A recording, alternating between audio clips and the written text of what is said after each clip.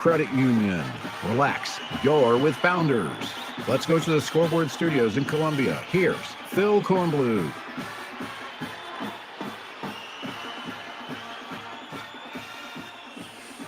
And good evening, everybody. Welcome into the High School Football Scoreboard, brought to you by Founders Federal Credit Union. Another Friday night of high school football around South Carolina. I don't know. I haven't been around the entire state, but from what I'm gathering, I think the weather might have given everybody a break. Looked like it was going to be nasty out there, but not hearing any major reports about issues. So that's a good thing. Got a lot of scores. Now, what we're going to do, because there were a number of games played last night. I'm not going to differentiate between tonight and last night. I'm just going to work in all the scores together. So if you hear a score that was from a game that was played last night, just bear with us. Just to make it simple, we'll put all the scores in there together so we can keep up with what's happening in all parts of the state. Good to have you with us. Phil Kornbluth, Josh Cohen here at our studios in Columbia, and we'll be getting some reporters on with us as we move on through the night. David Shelton will be joining us about 10:30 to provide his expert analysis, and we may have a chance to dial up some coaches tonight as well. So it's time to jump into the scores for tonight. Already got a bunch of finals in from tonight to go along with what we had from last night. So we'll give you the finals as well as the updates of in-progress games. We get our scores from ScoreStream, which is, usually accurate, not always accurate. So don't hold the scores against us if something's not correct. We give you what we can give you. Ware Shoals defeated Towns County of Georgia 28-12. Fourth quarter, Gaffney is leading Freedom out of North Carolina 28-0. PD over Florence Christian 48-16. Wilson Hall beat Lawrence Manning 42-15. Hammond, a big winner over Heathwood Hall 48-0. Cathedral 58, Conway Christian 8. Pinewood Prep 49, Camden Military 6. A halftime score, Northside Christian 9, Andrew Jackson Academy 7. Trinity Collegiate 6-0 winner over First Baptist. Hunter, Conard, and Tyler all over Denmark Oler 32-6. What I like to call the hyphen bowl, because you have you got 3 hyphens between those two teams. Lee Central leading Hannah Pamplico 39-25 in the fourth quarter. Greenwood Christian over Whitmire 40-14. Mullins shuts out Latta 6-0. In the third quarter, Burke leading Hemingway 26-0. Macby defeats Buford big. Macby's got a good team. They defeat Buford, the Rick Henrys of Macby, 56 and Buford 20. Abbeville 49-28 over nearby rival 96, 49-28 for the Panthers. This is being shown as a tie. Chesney and R.S. Central of North Carolina being shown 14-14 final. We'll see if there's more to that, but that's what we've got right now.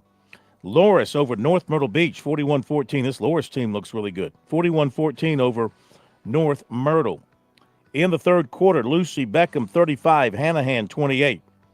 In the fourth quarter, Hampton County 43 and Bluffton 22. In the fourth, West Florence leading Wilson 35-0. Batesburg-Leesville defeats Lower Richland 21-7. Cheraw 35 and Darlington 13. That's a fourth quarter score. Here's a good ball game. In the fourth quarter, Barnwell 26, South Aiken 25. Third quarter score, North Augusta 14, Strom Thurmond 7.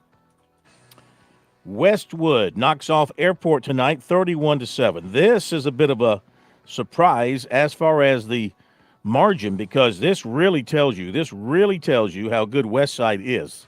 Last week they trounced T.L. Hanna, and tonight they do likewise to Belton Honeypath 55-14. Final score, Westside Rams are rolling. Another final, Sumter High defeats nearby rival Crestwood 35-14. Wando with a 34-12 lead on St. James. And Catawba Ridge in the fourth quarter leads Spring Valley 38-14. In the fourth quarter, Stratford clinging to a 23-17 lead on Socastee. River Bluff edged Gilbert 14-13. In the fourth quarter, it's Camden 36, Ridgeview 26. Here's another final, one of the big games of the night. Northwestern defeats South Point 28-14. The Trojans remain undefeated, second loss of the season for the Stallions. They lose this one at home, 28-14. How about this? Greenwood went to Lexington and shut out the Wildcats. Great defensive performance by the Eagles. They win it 14-0. And Goose Creek defeats Buford on the road tonight, 27-12. This one is a bit of a stunner. South Florence had its way with Fort Dorchester tonight. Final score of 49-14 for the Bruins. The Bruins playing a very, very tough non-region schedule. They've taken a couple of lumps, but they got a big win tonight over Fort D, 49-14. Dutch Fork, no trouble with Gray Collegiate, 35-0. Silver Foxes win it big. In the fourth quarter, Marlboro County leading Conway 40-10.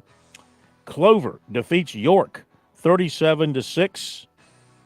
Irma with another impressive offensive performance tonight. They blow out Carolina Forest 55-7. James Island downs Cane Bay 16-3. Third quarter, Blythewood leading Keenan 16-14. Third quarter, Berkeley 22, West Ashley 0. In the fourth, Oceanside Collegiate 42, Ashley Ridge 21. Final, Cardinal Newman defeated Ben Lippen 28-0. Landrum rolled it up on Polk County of North Carolina 43-6. Hartsville beat Rock Hill 49-30. Columbia downed Great Falls, final score of 20-6. Williston Elko 35, Eau Claire 22. Ridge Spring Monetta 21, American Leadership Academy of Lexington 6. So 21-6 the final. Lakeview big over Scotts Branch 41-14. Wagner Sally shuts out Allendale Fairfax 30-0. Bamberg Earhart 26, Calhoun County 18. Waccamaw 42, Johnsonville 8. Blackville Hilda 20, Silver Bluff 14. Georgetown defeated Carvers Bay 34-29. Aner big over Greensea Floyd's 50-16. Dillon defeated Marion 48-7. Timberland 28, Kingstree 6. Woodland downed Well Branch 42-13. Lake Marion in overtime. Lake Marion defeated Cross 7-6. It was Orangeburg Wilkinson 25, Edisto 22. And Chesterfield 49, C.A. Johnson 12. Andrews beat Andrew Jackson 38-21. Mid Carolina topped North Central 34-13. Fairfield Central defeated Louisville 33-8. Powdersville with a 16-7 win over Pendleton. Saluda knocked off Chester 16-12. It was Swansea 28, Pillion 18. Liberty 28, Palmetto 9. Clinton defeated Chapman 49-27. Union County edged Blacksburg 30-27. May River 35, Brooklyn Casey 13. Lugoff Elgin 49, Aiken 18. Seneca knocked off Valhalla 24-7. St. Joseph's Catholic 21, Pickens 7. Eastside down Blue Ridge 23-13. It was Berea over Southside 26-20. Broome topped Emerald 28-25. Richland Northeast, big offensive night, 58-49. Well, and a big offensive night for Nation Ford. Not much defense. Richland Northeast down Nation Ford 58-49. Greer surprised Burns 18-10. Chapin outscored Newberry 42-37. Woodruff topped Woodmont by a score of 36-13. T.L. Hanna bounced back from there, lost to Westside to beat Wren. Another good opponent, 36-29. And let's see if we have anything else here.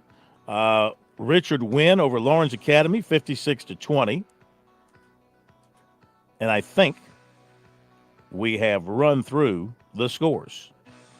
We have run through the scores for now. So you're up to date on everything we can get our eyes on at this moment. So, with that said, let's go ahead and jump on some reports from folks out in the fields tonight. We really appreciate it. Always enjoy having our reporters check in with us from games. And first up tonight from the Prep Red Zone is Thomas Grant, who was at that Dutch Fork Gray Collegiate game tonight. Thomas, great to have you with us. Dutch Fork had it rolling tonight, apparently. Yeah, it really from the get-go. I mean, for the most part, if the score says 35-0, would think it would have been offensive dominated. Actually, the story about this game was about the defense. Held Gray Collegiate to a total of 143 total yards for the game. Had about at least 4 or 5 sacks.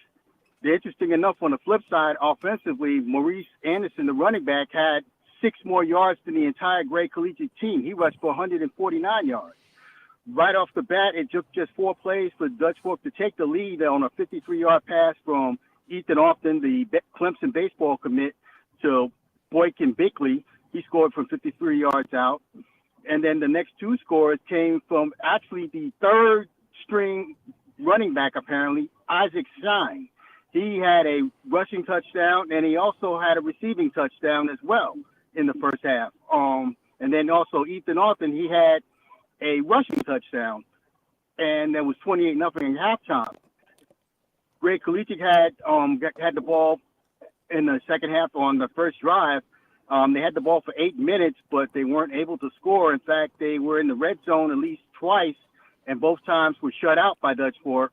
And then Dutch Fork got a late touchdown for a touchdown run from Maurice Anderson to make it 35-0, and then turnover on downs, and that was it. And this is the first of 2 straight matchups with charter schools for Dutch Fork, because next week they have Oceanside, who was here in Irmo about a month ago, and they lost to Irmo High School. Mm-hmm. So here's the interesting thing about Dutch Fork. This is their second straight shutout. This is also their 21st shutout since 2016. Just to tell you that a lot of people, and much as you talk about their offense, their defense is really what's tailor-made for this team. And then also the fact that they've now gone 10 straight quarters without allowing a single point. Yeah, Tom Knotts loves great defense. I mean, I know we talk so much about their receivers. They're really good receivers, their quarterback, but he really kind of cuts his teeth on his defense, doesn't he? Yeah, I mean, you look at guys like Elgin Sessions, who, I mean, one of the top defensive backs in the state. But the thing is, they also have a couple of guys tonight, a kid like Derek Smith, who was sort of a reserve guy. He saw play from time to time, and he really stepped up on the secondary. But then also the defensive line, he has a couple of guys there that are really this is a very experienced team. And they have some guys up front who've been through the wars. You also got guys like John Smith, of course, at linebacker. I mean, this is with Dell. It's like the coach said afterwards. It's almost like you have to pick your poison with this team. I mean, you want to try to run, it's going to be difficult. You're going to try to run sweeps, that's going to be difficult. Try to throw deep, you then have those defensive backs who are just going to make sure that they're either going to get an interception or make sure that you don't score. All right, Thomas, great job, man. We appreciate it. Folks can read your stuff at the Prep Red Zone on X and on the website. We thank you, sir. We'll talk to you next week. All right, thank you. Thank you very much. Okay, we're off and running. Thomas Grant with that first report of the night. We got many, many more coming your way, and David Shelton will be joining us in a little bit as well. And let me check the score sheet and see if there's anything new that has popped in here in the last 4 or 5 minutes as far as final scores before we hit the break. And we will hold everything until we come back from the break in just a moment.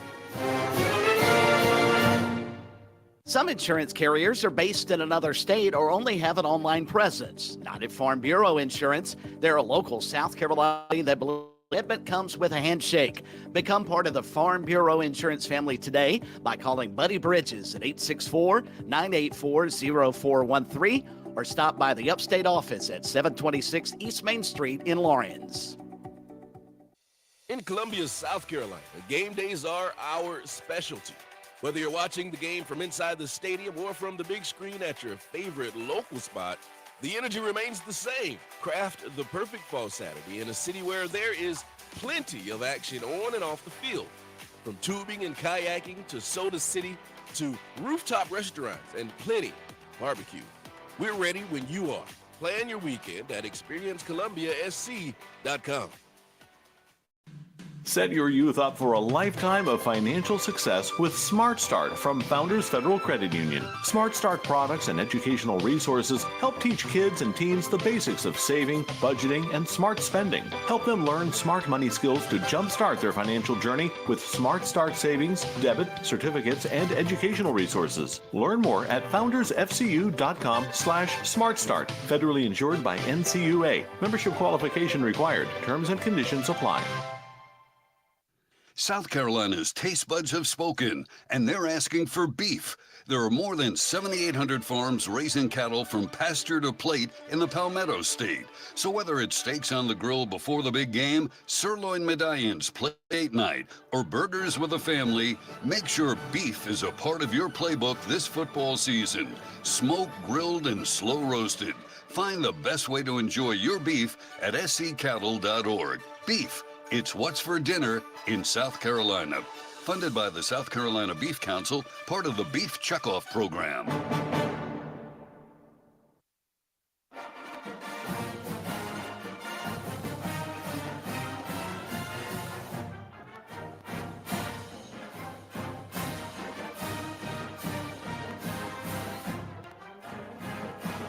We are back on the high school football scoreboard, brought to you by Founders Federal Credit Union. Phil Kornblut, Josh Cohen here in Columbia, and we got folks all around the state kicking in to give us reports. Let's get right back out to the fields. And Taylor Novinger, the rookie voice of Crestwood High School, knocking it out of the park. I understand he might be the next voice of the New York Jets. Taylor, welcome in. You saw a good one. Saw a good one tonight between Sumter and Crestwood. Yes, sir. I don't know about that. I tell you, Phil, I was expecting Crestwood to be a little bit more competitive tonight, but Sumter, they came right off. Man, they were running straight down the throat of Crestwood. They couldn't stop it. Peoples ran the ball well. Fortune ran the ball well. Gordon. Sumter's just, they have so many running backs and so much talent all over the field.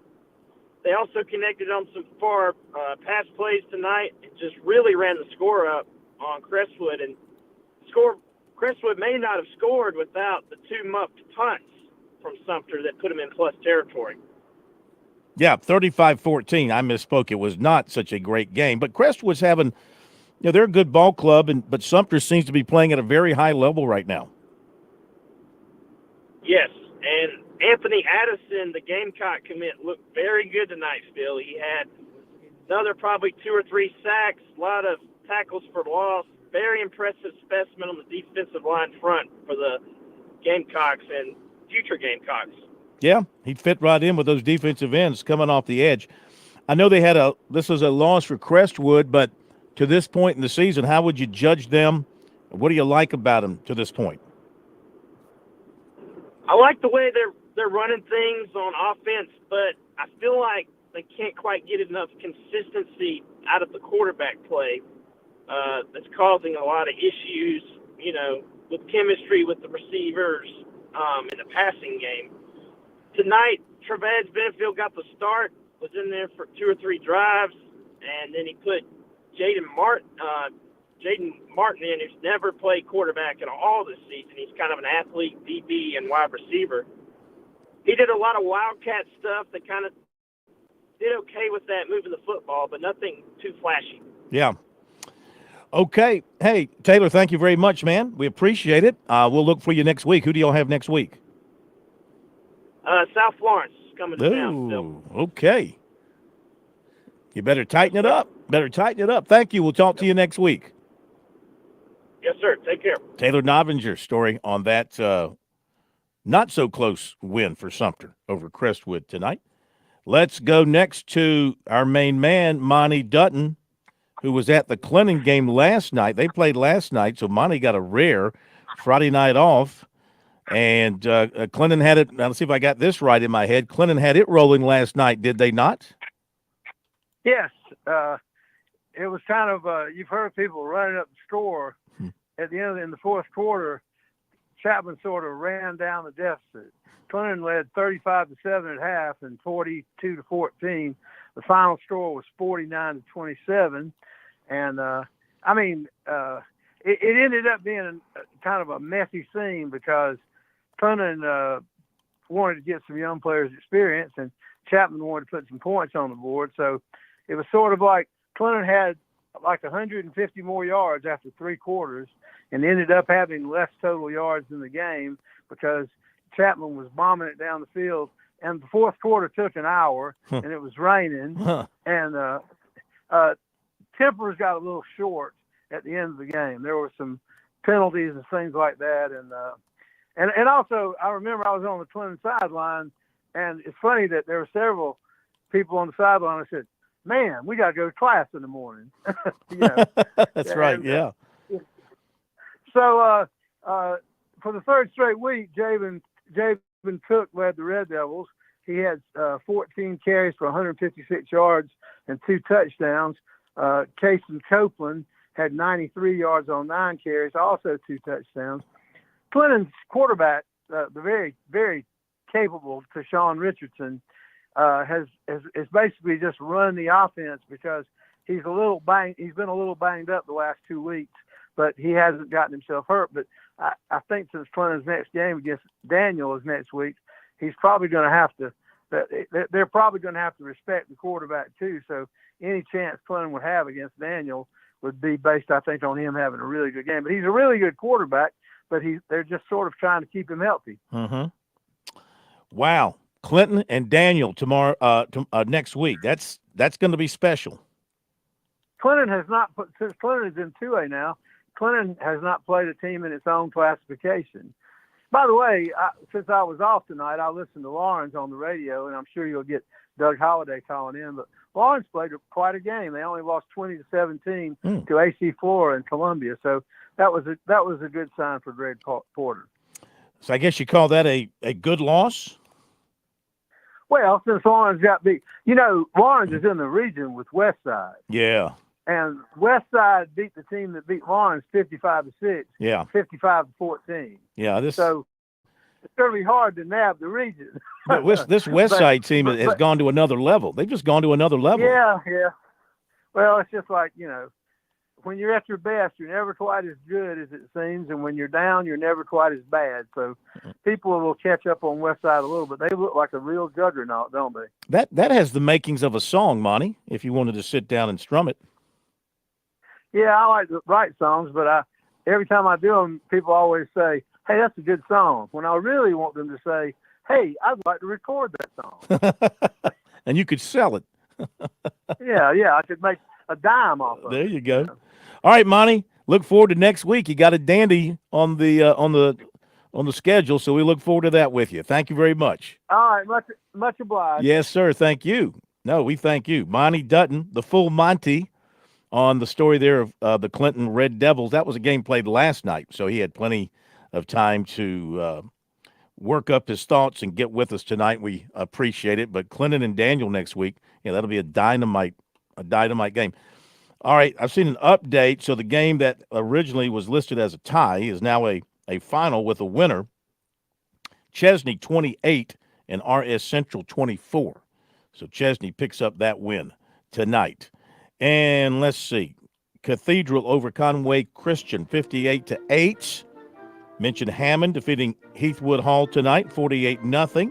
Greenwood Christian over Whitmire 40-14. Mullins beat Latta 6-0.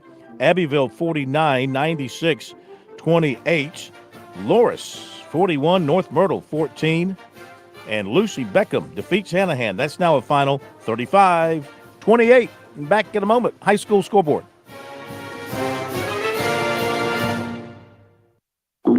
Oh no, stomach issues again? Stomach issues? Who are you? Your pancreas. I could be the real reason for your diarrhea, exploding or loose oily stools. I thought it was my stomach. People often do, but any of these symptoms could mean having a condition called exocrine pancreatic insufficiency, or EPI. With EPI, the pancreas doesn't release enough enzymes to break down food, but EPI is manageable. Use the symptom checker on identifyepi.com and speak with your doctor. That's identifyepi.com. Sponsored by AbbVie. Hi, I'm Angie Hicks, co-founder of Angie. When you use Angie for your home projects, you know all your jobs will be done well. Roof repair? Done well. Kitchen sink install? Done well. Deck upgrades? Done well. Electrical upgrade? Done well. Angie's been connecting homeowners with skilled pros for nearly 30 years, so we know the difference between done and well. Hire high-quality, certified pros at Angie.com.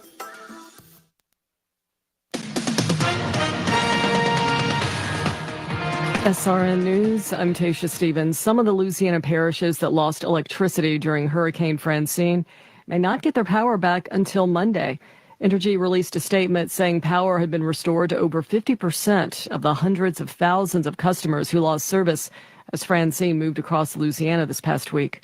Wildfires that are burning near Los Angeles slowed down Thursday as cooler temperatures hit the area, but officials say they still present a threat. The 3 fires in the area burned over 110,000 acres after they were fueled by triple-digit heat, high winds, and vegetation. Former President Trump says California is a mess during a campaign stop in the Los Angeles area.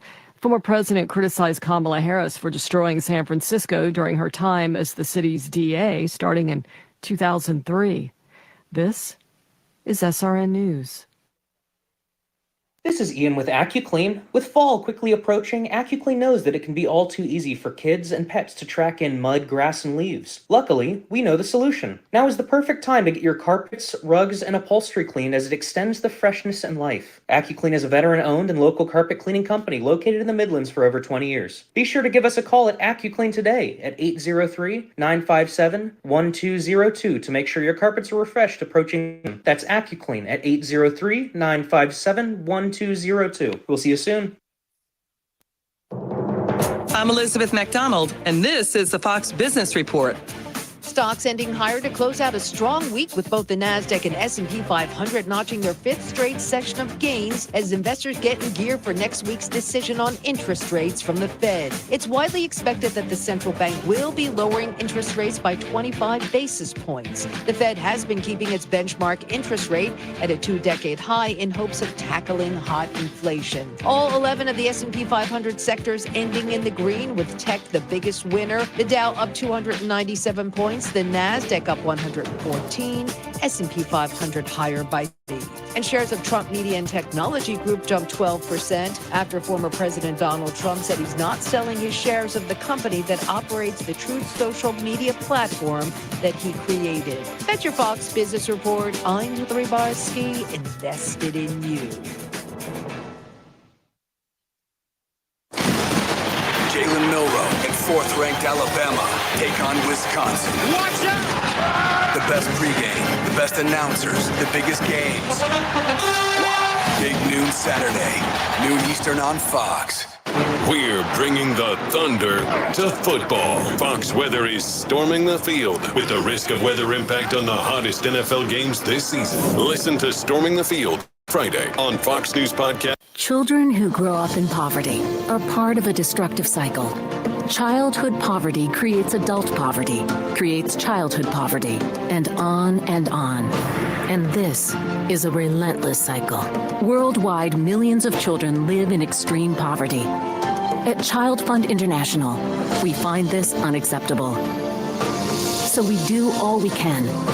In 25 countries, we are vigorously fighting poverty and improving the lives of over 11 million children and their families. Our programs support early childhood development and children's health and education. And we help strengthen the economic security of families. Childhood poverty creates adult poverty. It's childhood poverty.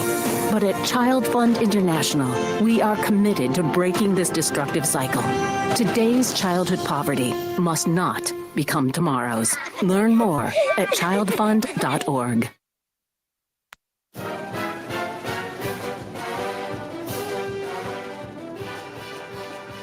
The Founders Federal High School Scoreboard rolls on. We've got more scores to update along with reports and interviews. Now, back to Phil and David on the Sports Talk Media Network.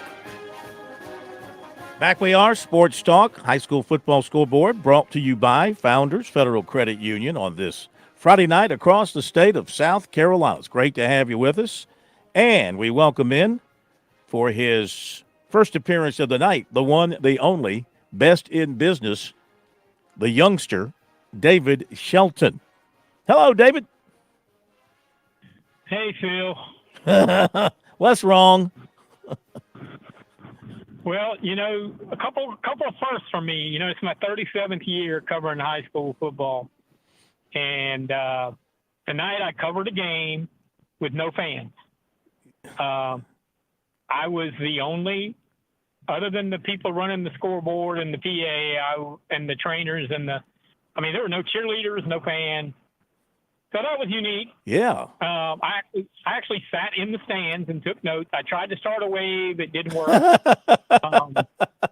You know, they came and got my air horn after the first touchdown. I started going crazy, and they were like, who is that idiot up there? Did you really have an air horn? No. Oh, that'd be a great idea. Yeah. But then, because it took no time to empty the stadium, after the game, I'm finishing up my work, and all the lights go out. Oh, no. And I have to walk down the stadium steps in the dark, and I get to the gate, and it's locked, and nobody is around. It is me and the oak tree. And so I had to call the Bishop England AD and say, I'm locked in the stadium. And he's like, how did that happen? And I'm like, because it didn't take 30 seconds to empty the stadium tonight. And normally people hang around and all that. But I got out, and I'm in my car. And I finally covered a game that lasted less than 3 hours. Uh-huh. So there was a flood. And I saw a great finish. I saw a great finish where Bishop England's trailing. If you hear noises, it's I'm going through Daniel Island, and Dirk Bentley, whoever the hell that is, Singer. is having a concert. And he's a big-time there are singer. like 7,000 people. Yeah. Well, he must be a great singer because there's like 1 billion people here. Yeah. Walking across and in front of me, and I almost just hit a bunch of college co-eds. Ooh. But Bishop England rallied to a 21-14 win with 2 plays gone in the fourth quarter. They were down 14-0. They had about 100 yards of total offense. It was not a good night. And then all of a sudden, in the last 8 minutes, they scored 3 touchdowns running basically one play, which was the quarterback counter, and Quinn Mahoney went nuts. He had well over 100 yards rushing in the last 8 minutes of the game. And they scored with 38 seconds left to win 21-14 to go to 3-0 for the first time since before COVID. And it was just, you know, I was talking to the coach, Logan Hall, and he was like, you know, it's a shame nobody saw this. Really? And I was like, yeah, it is a shame. And he's like, but you know, we'll take it, and we're not giving it back. And he's very happy. He's a first-year head coach, and he's got his team 3-0, Yeah. and they beat Philip Simmons is top 10 ranked in AA, and they did not play especially well. Neither team could complete a pass. It was not good. And then finally, Bishop England in the fourth quarter said, we're not even going to try to throw it. We're just going to run this play. And they did. And they ran it and ran it and ran it and ran it and ran it and just kept getting yardage, and they won the game. It's good coaching. It's good coaching on their part. You find something you can do, and you just stay with it till the other side stops it. They started blocking it. You know, it was a very simple, you know, it kind of reminded me, you remember several years ago when Kentucky had that running back, Mo Williams or Mo? Well, they had Mo Williams and they had the Snell. The Snell guy is the guy that Gamecock fans would remember because they couldn't stop him, period. Yeah, and they just kept snapping it to him and running the same play. And you're like, why can't you put somebody to – well, that's what was happening tonight. It was like you're watching it from the press box going, why can't they stop that? They've been stopping it the whole night. but they blocked it up, and good win for Bishop England. Tough loss to Philip Simmons, but hopefully all that negative stuff is out the window, and I got a lot of off-the-record conversations that I can't share, but I think everything's going to be cool, and we'll move on from there. All right. Like you said today, I mentioned this tonight about the copycat. Yeah. And a lot of people feel that way. A lot of people say, yeah, I mean, what's to stop a guy, in Rock Hill to post something to scare the hell out of everybody? And then they say, well, we can't have fans, or we can't have this, we can't have that. And I mean, it's just the way we are. That's society today. Yep. All right, David, stand by. We got a lot of games for you to talk about, but let's go to Smitty. Matt Smith is joining us as David's heading to his spot in Charleston. Smitty's making his way out of Charleston with the Socastee play-by-play call tonight. Smitty, you had a heck of a ball game, and the Braves and Stratford locked up in a good one. And Stratford ended up winning 23-17. How'd they do it? Yeah, this one went down to the final play. By the way, my new favorite feature of this show is hearing all the ways that David Shelton can't get out of the stadium past 10 o'clock. One day I'll tell David the stories about getting locked into Williams-Brice and at the Charleston River Dog Stadiums, two places he knows. But anyway, on to tonight's game. It went down to the final play. Socastee trailed 20-7 going into the second half and clawed their way back in it with a blocked punt, which turned into a safety on the ensuing possession. They were able to score a touchdown pass from Christian Royals to Hayes Hardwick, who had 123 yards receiving on the night. And then Socastee got the 2-point conversion, so they climbed back within 3 points and then had the ball twice in the final 4.5 minutes, but were turned away both times. Christian Royals, the quarterback for Socastee, actually would have scored the game-tying touchdown, but there was a hold on the play. And there were a lot of penalties, just key moments that went against Socastee tonight. So Stratford gets the win, and their quarterback, Davis, was very impressive, in total control of the offense, had complete confidence from the coaching staff, and he did it with his arms and his legs. So obviously somebody that the collegiate scouts are on, and with good reason. I was impressed, and he was a big reason that Stratford won tonight. And Socastee, for their part, they're heading into a bye week. So they got the win over Aner, couldn't pull the upset tonight over Stratford, so they enter the bye week 1-3, and it's up in 2 weeks. It's region play. And as you know from those scores, there's some really good teams in Socastee's region this year, but it's going to be fun. They're getting better every week, and I was impressed with what I saw from Stratford. And David said it last week. Stratford has played a very difficult schedule to open the season, so they're probably better than their record indicates right now. So in the end, it was 23-17, but I think two teams that you'll probably hear from in the second half of this season. I think you're right. I mean, you look at the body of work for Socastee to beat a very good Aner team and then to play this team to the last play. Did you say that they had a potential tying touchdown at the end called back because of holding? Yep, final minute of the game. And Socastee had 2 timeouts remaining in the final couple of minutes. And they, as a matter of fact, I should mention this, Davis, in addition to everything else he did tonight for Stratford, quick kicked Socastee down to the 3-yard line with 2.5 minutes to go. Socastee mounted a drive in the final 2.5 minutes and drove it all the way down the field and scored the game-tying touchdown in the final 14 seconds, but it was brought back because of a hold. So, look, it was not a huge crowd tonight between these two teams, Stratford and Socastee, but they got their money's worth because it was a fist fight for 4 quarters, and it was really a really dramatic finish to the ball game. Unfortunately for Socastee, brought back by a penalty. But, I mean, if you were there in the stadium tonight, you got your money's worth because those two teams laid it out and left it on the field. Sounds like it. Okay, Smitty. Thank you very much, man. Have a good weekend, and we'll talk to you first of the week. Absolutely.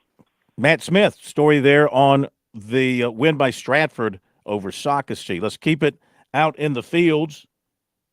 It is Richard Sally with tonight's story on Orangeburg Prep in Skeeza action. OP taking on taking on Clarendon Hall. Orangeburg Prep, Clarendon Hall. And Richard, how'd that one turn out? Well, Phil, the Indians, even their record to 2-2, 1-0 in region play with a 27-0 shutout of Clarendon Hall of Somerton. The Indians started to scoring on the first play of the game, where T. Riley ran a 64-yard touchdown reverse for a touchdown. Walt Mims with the extra point made it 7-0. Later in the first half, Hunter Judy kicked a 23-yard field goal to make the score 10-0. That's how the first half ended. Early in the third quarter, Jamari Robinson ran a 1-yard touchdown run to make it 16-0. Walt Mims with the extra point to make it 17-0. Later in the third quarter, Walt Mims connected with Hunter Judy on a 48-yard touchdown pass, and an extra point by Mims made it 24-0. And the final score came in the fourth quarter when Hunter Judy kicked a 25-yard field goal to make the score 27-0.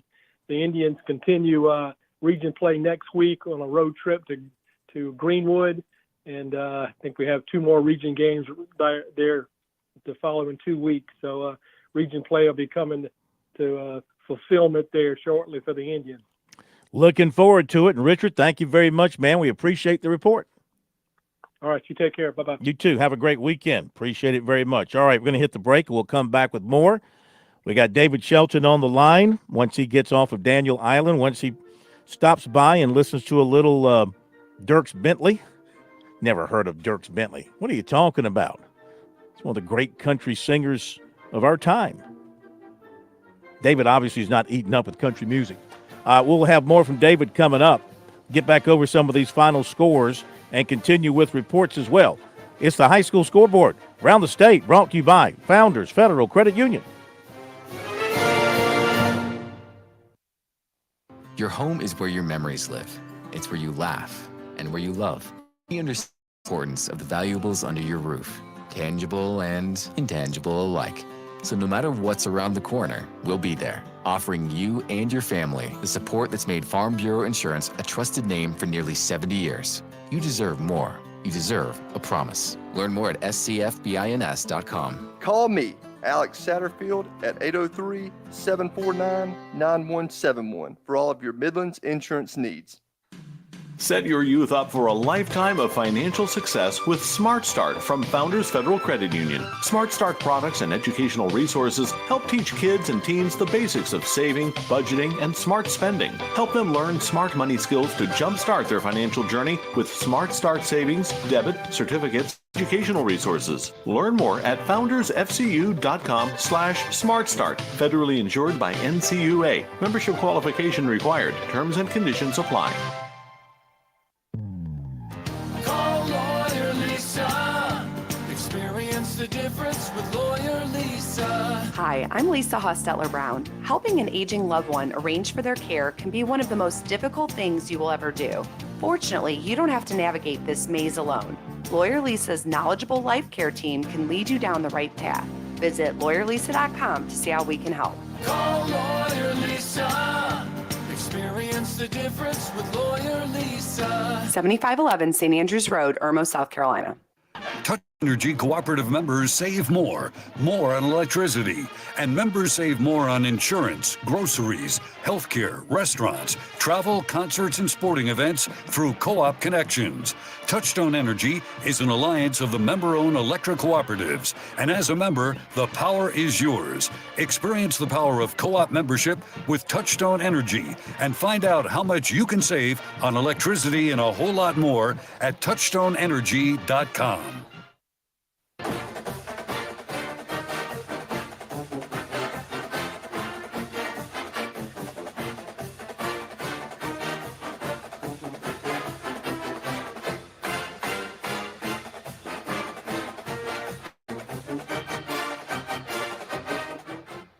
Back we are, High School Football Scoreboard.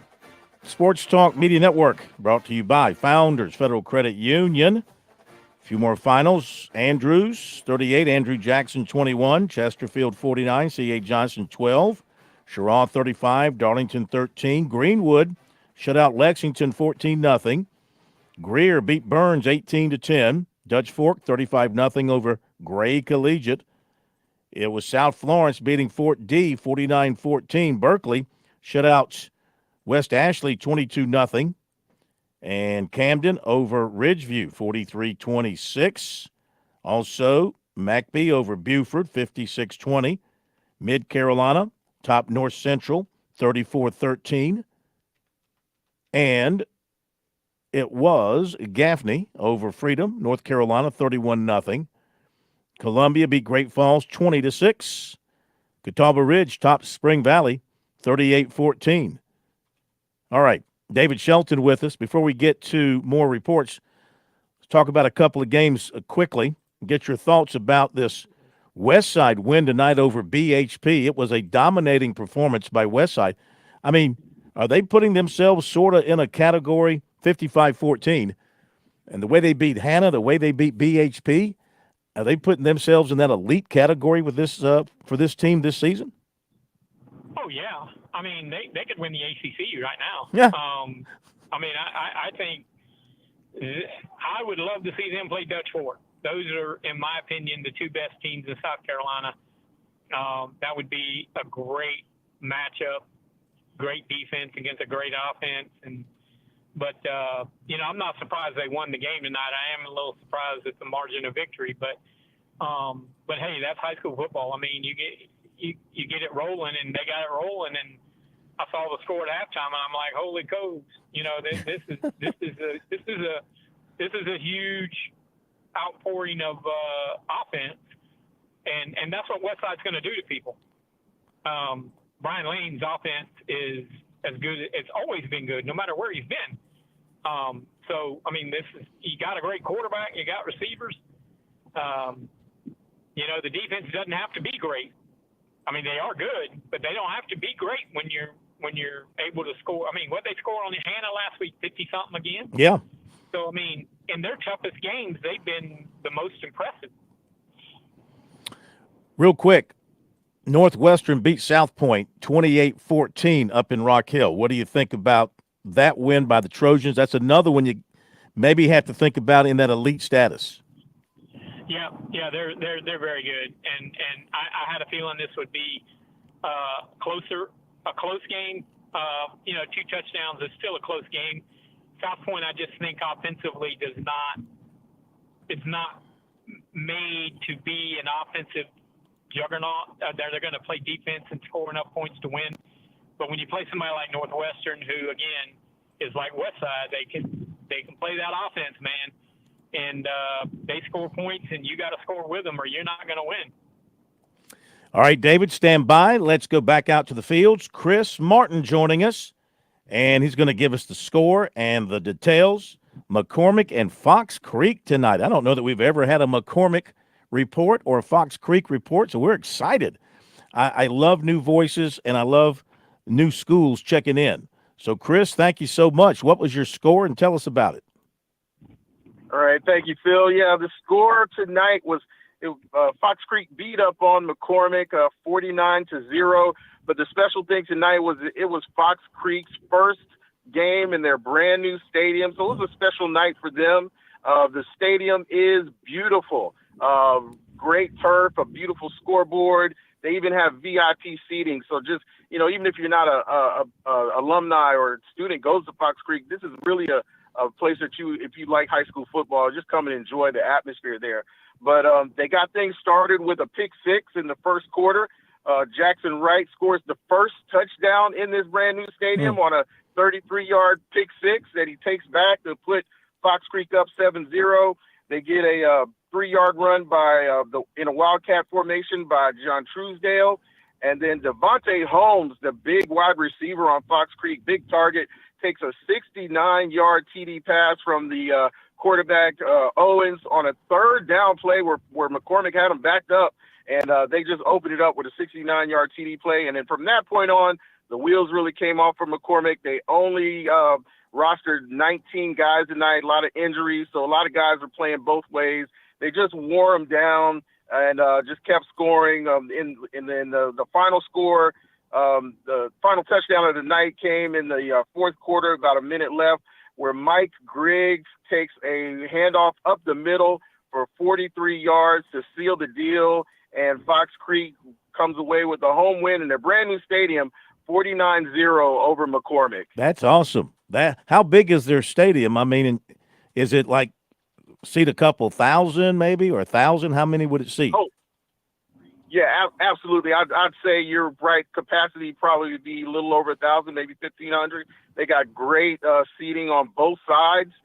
It's really a sports complex. If you go there, and it's just got the pageantry that you like to see. The scoreboard's all digital, logo on the field, and the turf is high grade. And they even got a big inflatable helmet that the team runs out of when they get games started. So, yeah, they're building a great tradition there at Fox Creek.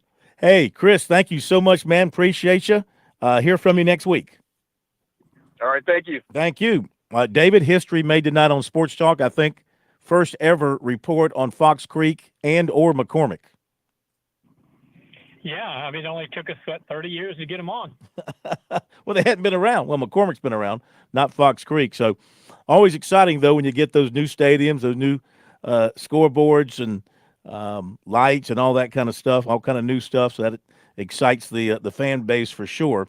Okay, coming up on the top of the hour. So let me have David talk about a couple of other games. Then we'll go through all the games. How about South Florence? Did you foresee a 35-point win over Fort D? I won't say that I saw 35 points, but I saw them getting a win. I mean, they're a lot of people kind of writing them off. They're banged up, and I said on Bobby Harton's show today that as they get healthy, they're going to be pretty good. They got some good players that were hurt against Somerville. They didn't play against Northwestern. I don't know if they played tonight, but whatever they did tonight, it worked.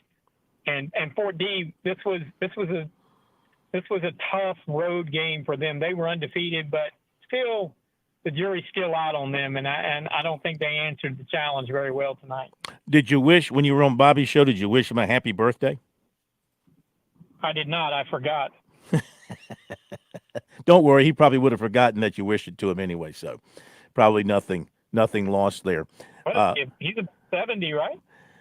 I don't like to guess people's ages. I just know he's a little older than me, I think. But he doesn't look his age. That's the thing. He doesn't look or act his age. Age is just a number, David. You know that. It's just a number. Absolutely. Yeah. Just My a number. Your number's what? My number sucks. Okay. All right, let's take a look at a couple of other games before we hit the top of the hour, and then we'll have a complete rundown of all the scores for you coming up and more reports. So I'm looking here. We talked about West Side, and I am thinking that, last night, how about Greer knocking off Burns last night, 18-10. I think that's the first time in a number of years that Greer has topped Burns.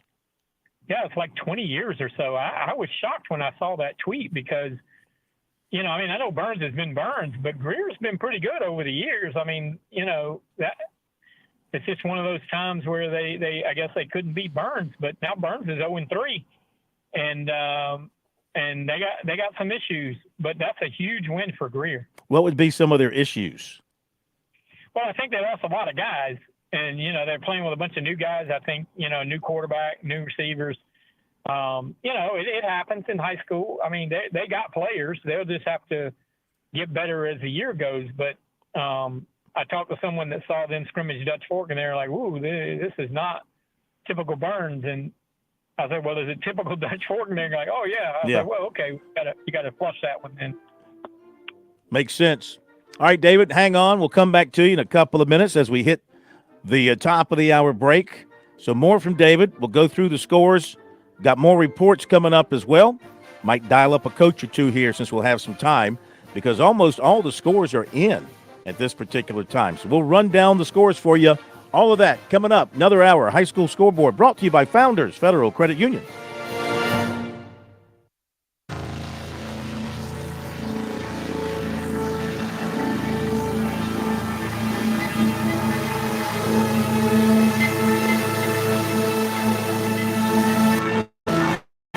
WQXL Columbia, W264DF. Grills, outdoor kitchens, fireplaces. Summer sizzle starts with Bart. This is 107 The Point. News this hour from townhall.com. I'm Tasha Stevens.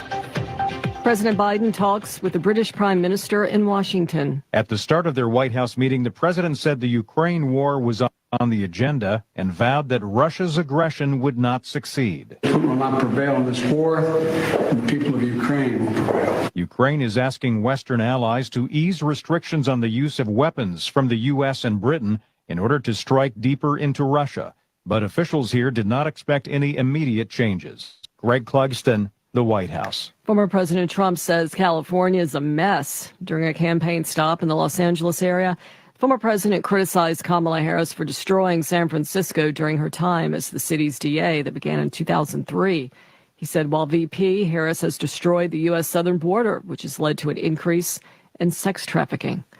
A surge in Haitians in Springfield, Ohio will now be met with a surge in law enforcement. More from correspondent Bernie Bennett. Beginning Wednesday, Republican Ohio Governor Mike DeWine ordered state highway patrol troopers to get to Springfield to address traffic problems caused by the more than 15,000 Haitian immigrants in the city, according to the Associated Press. In the next 2 years, DeWine will also allocate $2.5 million to healthcare access. Since 2020, approximately 15,000 immigrants from Haiti have come to Springfield, Ohio, thanks to the temporary protected status, a federal program offering immigrants temporary legal status that has been massively expanded under the Biden-Harris administration. DeWine said in a statement, "I want the people of Springfield and Clark County to know that as we move forward, we will continue to do everything we can to help the community deal with the surge of migrants." Bernie Bennett reporting. Boar's Head is closing the Virginia plant tied to a deadly listeria outbreak. The Sarasota, Florida-based company said it will also permanently discontinue production of liverwurst. More on these stories at townhall.com. This is a special alert to all Americans who own a vehicle with less than 200,000 miles with an auto warranty about to or with no coverage at all. These days, you've got to do whatever you can to save money. One of the biggest expenses can be your car, especially when unexpected repair bills hit. Not anymore. CarShield is announcing a low-cost month-to-month vehicle protection plan. You could save thousands with one call to CarShield. Call 800-840-1546 now to see if you qualify. This protection plan is at an all-time low. Repairs for your engine, transmission, and more can become a thing of the past. Plus, call 800-840-1546 right now and get free roadside assistance, free towing, and car rental options. Call 800-840-1546 today and get your car protected before your next repair bill hits. Just call 800-840-1546 to see if your car qualifies. 800-840-1546. That's 800-840-1546. Again, 800-840-1546. Coverage varies by plans. View contracts and exclusions at carshield.com. Beginning next year, China's retirement age will be raised. China's retirement age is now among the youngest in the world's major economies. The move is an effort by the Chinese government to address its shrinking population and aging workforce. In Beijing, finance worker Mr. Liu told the AP that he didn't think it was a bad thing. It's a strategy that's beneficial to the entire country, nation and society. The policy change will be carried out over 15 years, with the retirement age for men raised from 60 to 63 years, and for women, the new retirement age will be raised 55 or 58 years to their jobs. I'm Karen Shamas. Some of the Louisiana parishes that lost electricity during Hurricane Francine may not get their power back until Monday. Entergy released a statement saying power had been restored to over 50% of the hundreds of thousands of customers who lost service. News and analysis at townhall.com. Do you crave growth for your business? That's where The Point comes in. Fran Halloran here. Kevin Cohen and the other local hosts like me have worked to create a space where listeners transform into family. Are you a local business aiming for the stars? You need to get with Kevin and let him help create an individualized blueprint for your growth using the influential stage of The Point Radio. Reach out directly at 563-858. Teaming with The Point, make this year extraordinary. WQXL Columbia, W264DF. Grills, outdoor kitchens, fireplaces. Summer sizzle starts with Bart. This is 107 The Point. Please press button now. No, number 1. It's a Friday night of high school football across South Carolina, and this is the Founders Federal High School Scoreboard with Phil Kornblut and David Shelton.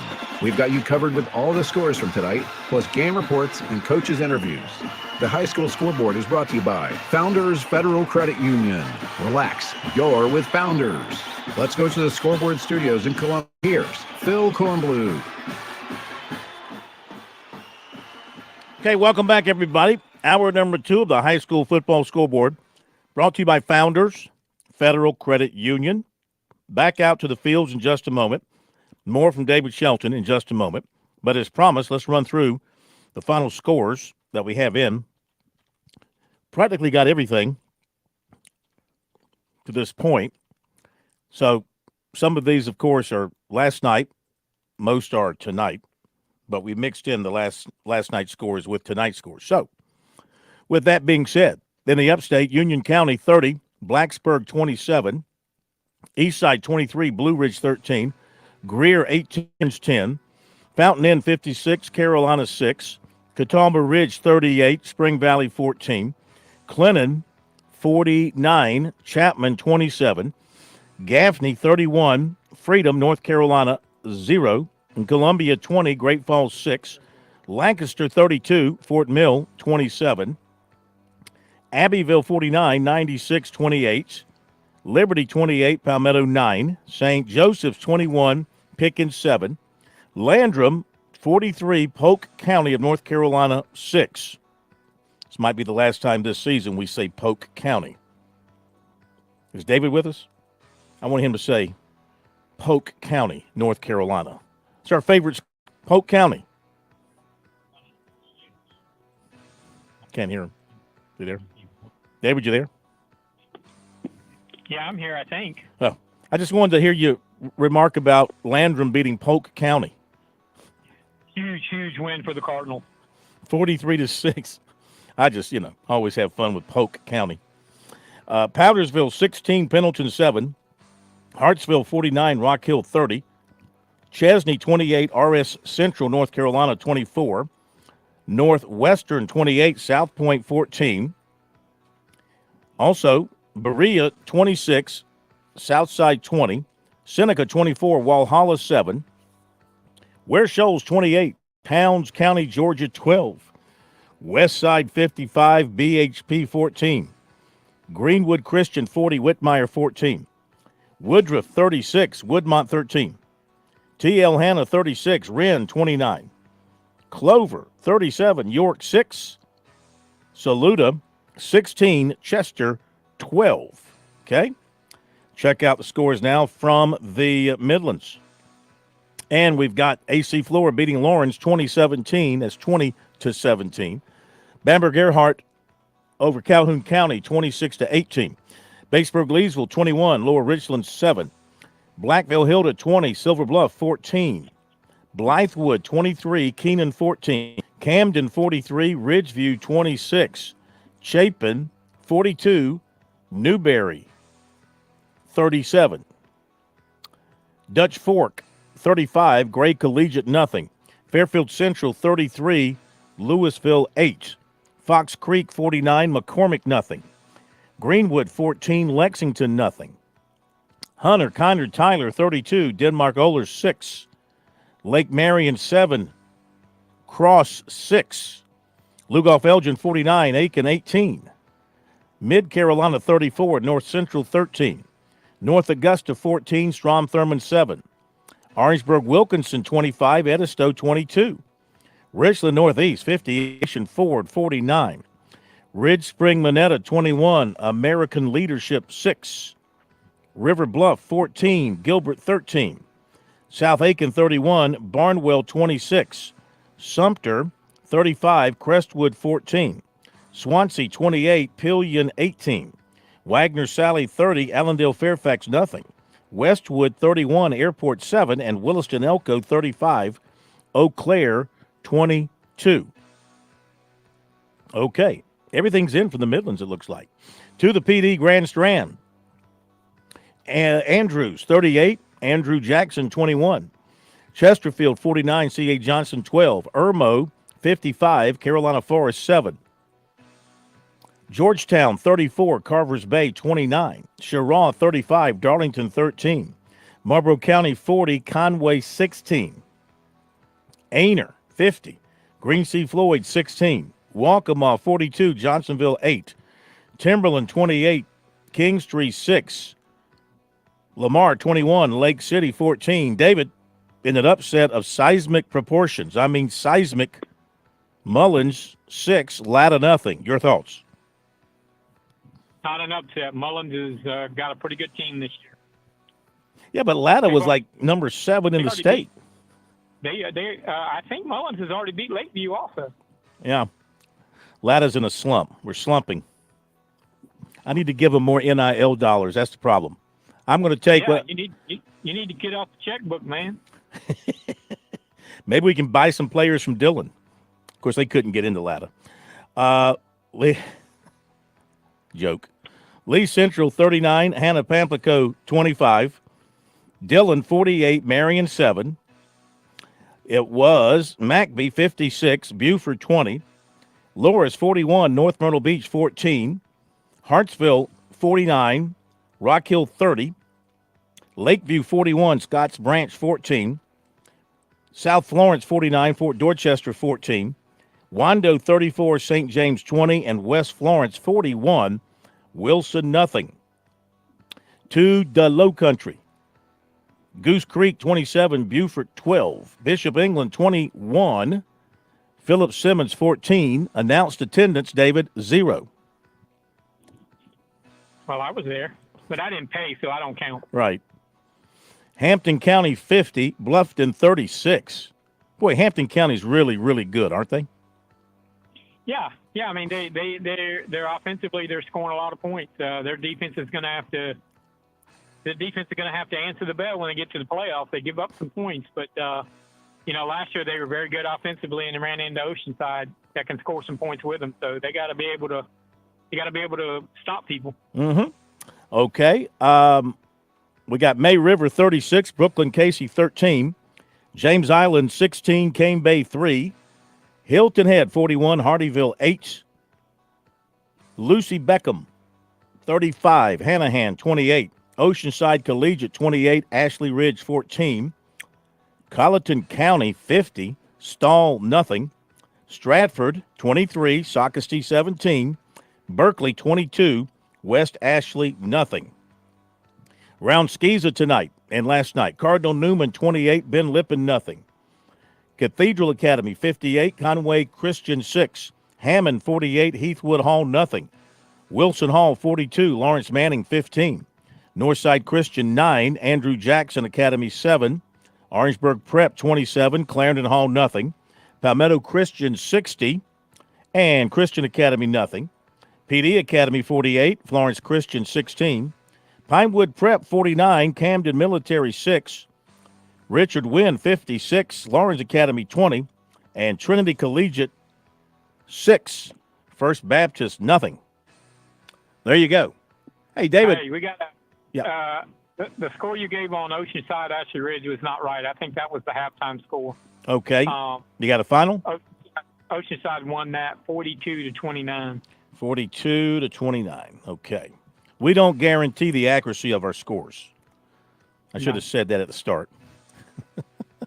Just like, when you put money in the stock market, they can't guarantee you're going to make money. Can't guarantee the accuracy of our scores. We have not had a hot call tonight from Billy Baker. I don't even know where he went tonight.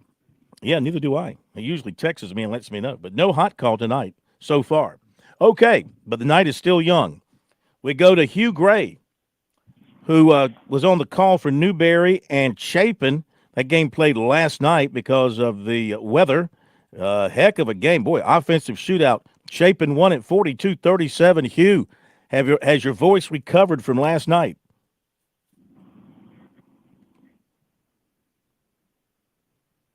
Hello, Hugh. Can you hear me?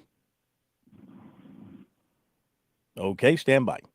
We might be having, are we having a phone issue? I never like it when my producer nods, shakes his head, David, and I don't know. Hang on, we're trying to get squared away here. Try Hugh again, shall we? Hugh, are you with us? Okay, you want to try another line? All right, Hugh, if you're there, hang on. Let's try to go to Chris. Yeah, Chris Deering. Chris was at the Batesburg-Leesville game tonight. Crossing my fingers, hoping that this is going to work. Chris, are you there? I am here, sir. Yay. Well, obviously, we're having a little bit of a problem, but I'm glad you hung in there with us. Tell us about your game. It was BL over LR, 21-7.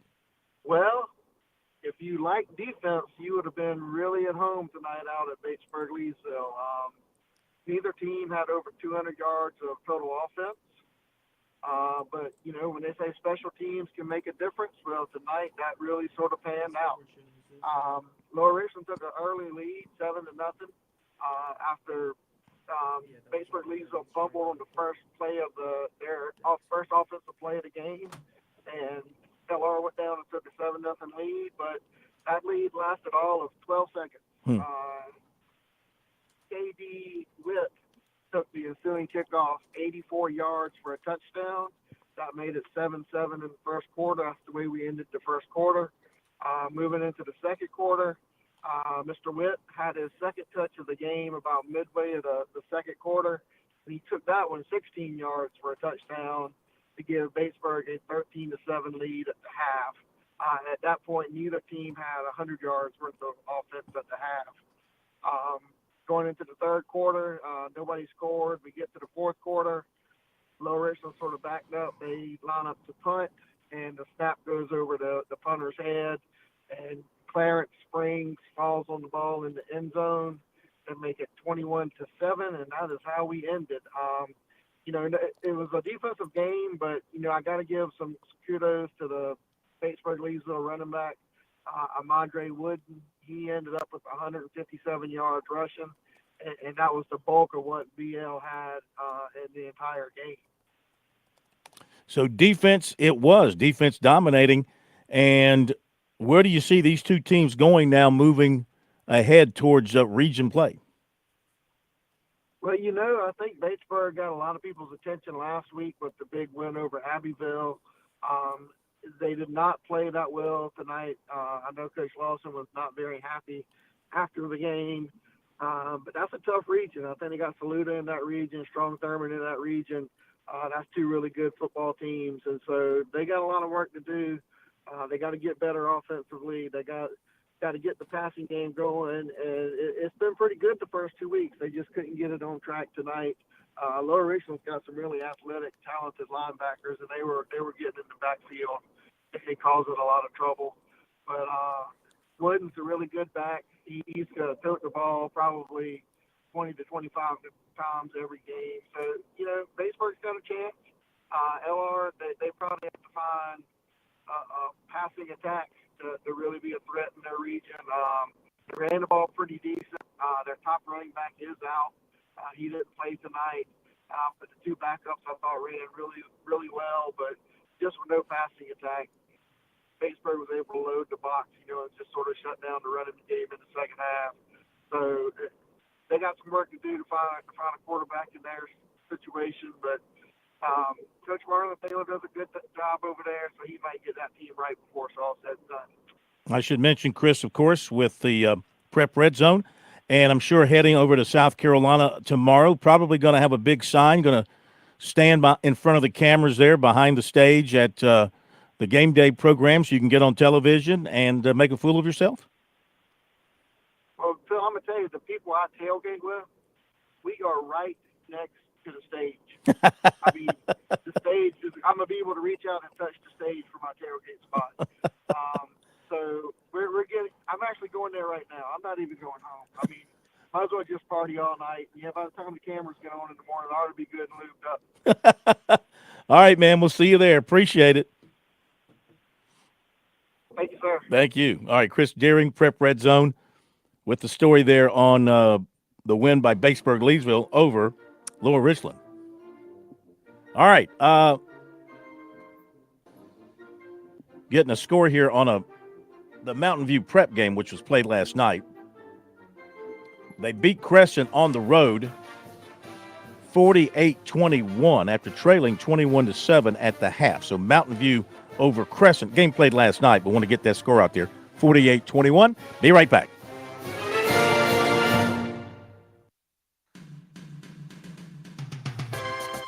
Founders Federal Credit Union and future generations, helping to provide our youth a smart start as they begin their financial journey.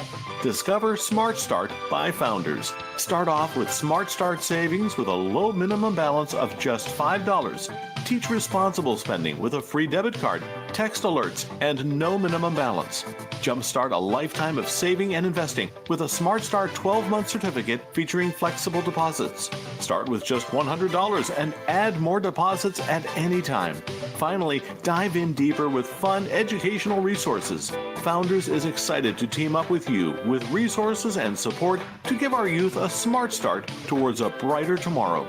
Learn more at foundersfcu.com/smartstart. Federated by NCUA. Membership qualification required. Terms and conditions apply.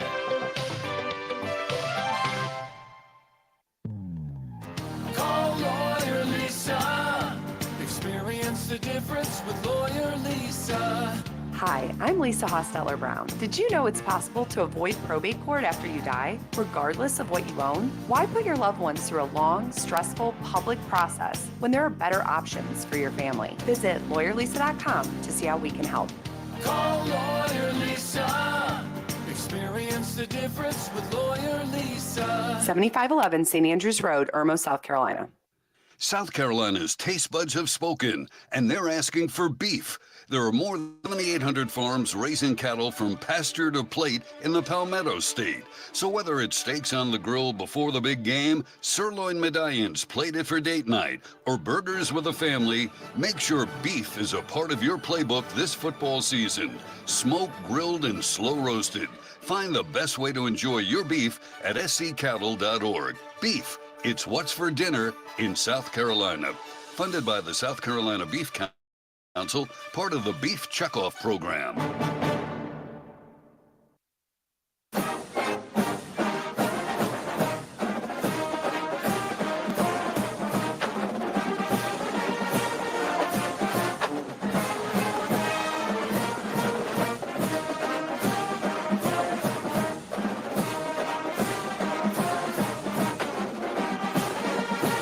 Okay, we roll along on the high school football scoreboard. Sports Talk Media Network brought to you by good friends at Founders Federal Credit Union. Just got a couple of more scores we're trying to hunt down, and we'll find them. They can run, but they cannot hide from us here on the high school football scoreboard. David Shelton is with us as well, and more reporters. So let's go to Eric. Is that right? Eric Sprott from up in the upstate, over in Seneca. Eric, are you there? I'm here, Phil. How you doing? Hey, it's great to have you, man. How are you?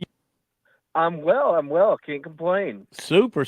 You were watching West Oak tonight. Might be our first West Oak report ever, David. So great to have it, man. What went on up there tonight?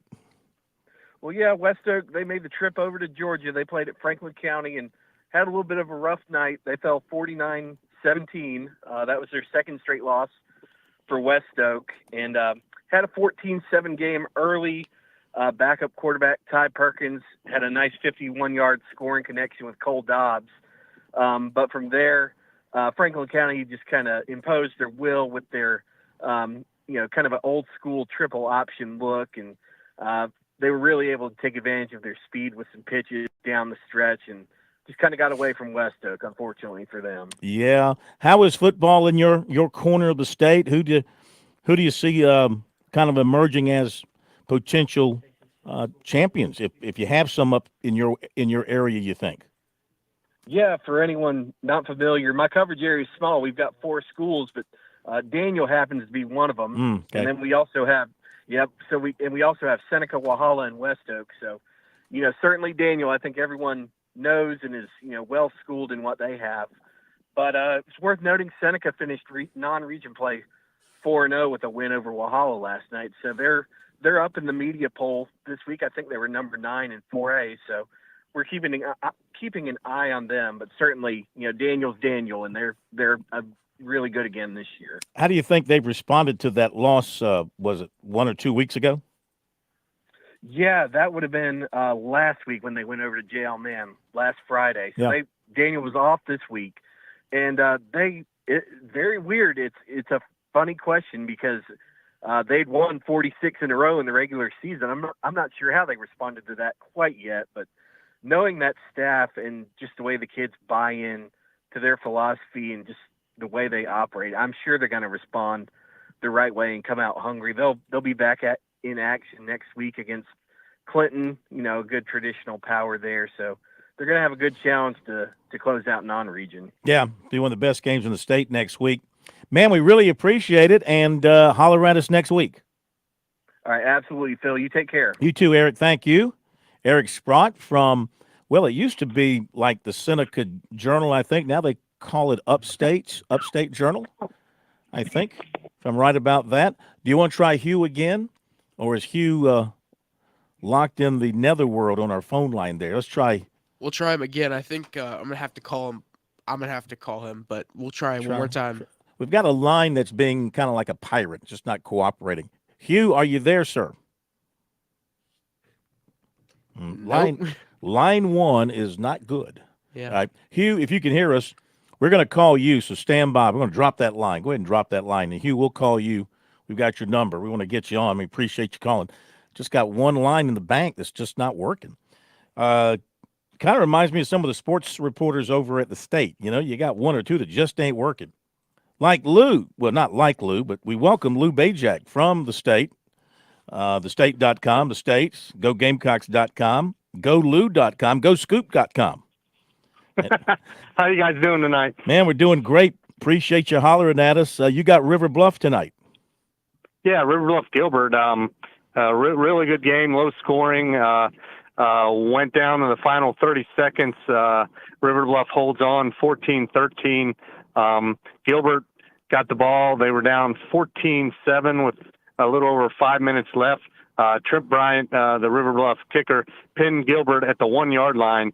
And they had to go. They went 99 yards, and they picked up. They converted on 1 4th down. They went for it on 4th and 2 from their own 9. They gambled there, and they continued to move the ball. Had couple big completions on the drive by Connor James and Joe. The one that got to Chandler Guthrie that got it down to the 1. Jalen J scored, make it 14-13, and then Coach Ozzie Azum, first-year coach, decided, hey, let's go for the win. So they went for 2 on the play, but a good play by Blaine Fender from River Bluff to break up the pass to Guthrie, and River Bluff holds on and goes to 4-0 on the season with the 14-13 win. That's a great win, hanging on, and to do that. What do you like about this Gator team? What strengths do you see in them? Well, I like the quarterback. He's experienced, Parker Murray. He's been I think, a 3-year starter. They got a playmaker in Stephen Collier is going to East Carolina at receiver. He also plays some defensive back. They also got a good playmaker, Aaron Griffin, but he left the game tonight. He was on crutches after the game, and that was a big loss. He's their big deep threat and their speed guy, and they already lost one starting running back of the year, and then Hayden Myers left the game in the second half, and he didn't finish. So they need to get healthy, but they got a big offensive line. That's one of their strengths for sure, and they're going to need it. They're going to need to run the ball, have some balance, because once they get into region play in a couple weeks, you're going up against the likes of Dutch Fork, Irmo, White Knoll, and then you also have Chapin and Lexington in that region as well. Loaded. Lou, we appreciate it. You be at USC tomorrow? Yeah, I'll see you tomorrow morning, in a few hours, I guess. Yeah, I'm trying to figure out what time to start heading over there. Do you go real early to try to beat everybody, or go a little later once everybody's there? Yeah, I'm going to go real early. You're going early. Yeah, huh? I'm going to go real early. Hopefully, we'll beat all the traffic and everything. It should be a great atmosphere and a great game tomorrow. Like when you say early, like what time are you leaving? Probably like 8 o'clock, maybe. Oh, that's not too bad. I was thinking maybe 7:38. We'll see. Maybe 7, maybe a little bit. It takes me about 30 minutes to get there. He hears when I'm going to leave, knowing that I'm always late, so he's going to go an hour earlier. Okay. Thank you, Lou. I'll see you tomorrow. Lou Bajak from the state. Back in a moment. Hello, this is Stacy Huff, host of Huff Nation Sports Zone, each and every Saturday, 10 to 11, right 100.7 FM, The Point, and also 1470 AM. It'll be a fun trip around the world of sports. Huff Nation Sports Zone, check it out. Israel is maybe the only country I've ever heard of that is continually called upon to fight for its own existence. In a situation like this, it's especially important to know who your friends are. The International Fellowship of Christians and Jews and its hundreds of thousands of Christian and Jewish supporters are such friends. For more than 40 years, the fellowship has been working to alleviate poverty and provide security both in Israel and in Jewish communities around the world. They've helped hundreds of thousands of Jews from around the world make aliyah to their biblical homeland. That's why I've partnered with the fellowship. Both in times of crisis and every day, they are there on the ground, efficiently and effectively delivering aid when people need it most. Please consider making a life-saving donation today. Thanks to a generous IFCJ supporter, your gift will be matched, doubling your impact in the Holy Land. Give to IFCJ. Visit benforthefellowship.org. That's benforthefellowship.org. God bless and thank you, benforthefellowship.org. With SRN News, I'm Tasha Stevens. Boeing workers are on strike. About 30,000 workers at the airplane manufacturing plants in Seattle and Portland rejected the Boeing contract offer Thursday and voted to walk out at midnight. The strike sent company shares tumbling in pre-market trading. Boeing now says it's ready to renegotiate. Most Americans plan to get this year's flu shot, but not the COVID booster. In a new survey from Ohio State University, 56% said they plan to get the flu shot. Only 43% said they'll do the booster for COVID. Over a third also said they've gotten COVID vaccines in the past and they do not plan to do it again. McDonald's planning some major changes in the customer experience at their restaurants. The changes include how customers order the meals and make payments. This is SRN News. Want to hear my success story? I'm Fran Halloran, the money coach. I'm celebrating a decade of partnering with The Point. It's one of the best decisions I ever made. I've used The Point to significantly grow my small business. It started with a meeting with Kevin Cohen. Do you own a small business? Are you on a limited budget? No problem. Reach out to Kev at 563-8558. Get a customized plan and start your journey to business growth with The Point today. Success is one call away. Take the leap. Hey, this is Ray. And Mary Ann with Absolute Glass. We've been blessed to serve the Midlands glass needs for 20 years. We have been fortunate enough to help thousands of customers with the best glass service in town and our store and all over the Midlands. Sure, we can fix your windshield, usually at no cost to you. But at Absolute Glass, we can also care for all your other glass needs too. Home windows, shower doors, tabletops, shelving, storefronts, and all your commercial needs. Contact us at 803-951-7200 or at absoluteglassinc.com. Just remember, if you can see through it, we can do it. With 7 locations in the Midlands, Groucho's Deli has been crafting award-winning culinary delights for over 80 years. Into the legendary STP Dipper or Apollo, and let the unique flavors of My Wife's Salad, dressed in our famous Formula 45 sauce, enchant you. Don't just dream about it. Taste the hashtag Groucho's goodness today. Whether you're looking for comfort at your doorstep or a cozy corner in our deli, we're always just a click or a step away. Groucho's Deli, your neighborhood deli. Taste the good at grouchos.com. Hi, we're Glenn and Melanie Matthews, your neighborhood partners from Modern Exterminating. Since 1955, we've shielded your homes from unwanted guests. Corporate giants, door knockers, startups. No competition for our 3 generations of trust and expertise in pest control. Choose local, choose family, choose peace of mind. Experience the Modern Exterminating difference. Call 803-76-2315 or visit pestfreesc.com today. We are Modern Exterminating. It's your home and it's our mission.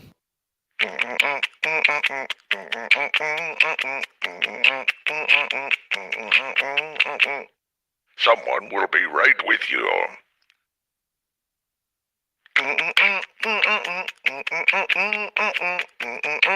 Please continue to hold.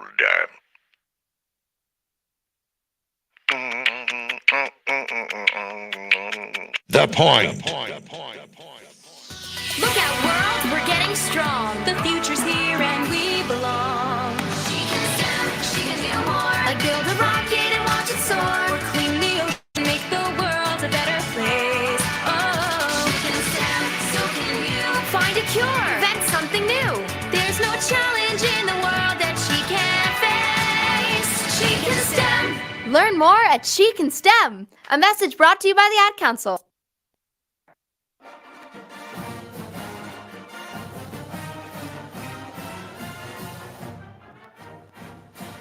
The Founders Federal High School Scoreboard rolls on. We've got more scores to update along with reports and interviews. Now, back to Phil and David on the Sports Talk Media Network.